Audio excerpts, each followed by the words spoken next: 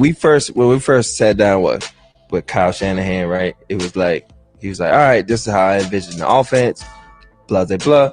We would literally go through practice scripts, and I would get the ball at practice, right?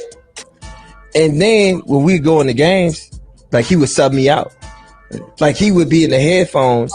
We can hear him. We've simmered up. We can hear him. Yeah, we can hear him. Oh, so and doing it on purpose. Yeah, so I can hear. Pause. Like I told you backstage, that shit was all ego at that point. He didn't want Roddy speaking out, and we know Roddy's very vocal.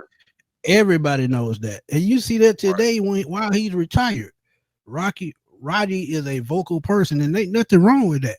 No, that means Roddy gonna get the best out of you. He gonna get the best out of himself, and that means you talked about if he plays in that Super Bowl, plays at least 1 or 2 more years, and he still had 2 to 3 years in the tank, because Larry Fitzgerald, what Larry Fitzgerald did, and if y'all don't know, Larry Fitzgerald moved to the slot when he got older. That extended his career about a good 4 years. He was still putting up numbers in the slot. You could have did that with Roddy, because Roddy is a big body receiver that knows how to shield off cornerbacks. He knows how to create space. So he could have made a difference on this team.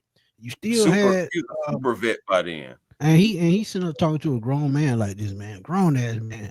And if you in practice and y'all going over certain things, and then you suit up on Sundays just to say I'm running this show. What kind of example does this show you as a coach? And see, this is why I always say karma is a motherfucker. Because those 2 Super Bowls, they were ahead in the 4th quarter. But guess what? The same thing happened with the Falcons against the Patriots. Fell short because of his arrogance. And arrogance gets you every time, bro. There's no way around that. So when you look at that point alone, Roddy was fed up at that point. And I don't blame him. Because like I told you, he had 2 to 3 years left. Now he did work out for the Patriots the following off season. The thing about that, it would have been nobody's fault but the Falcons. Because just like I told you, we talking about Kyle Shanahan.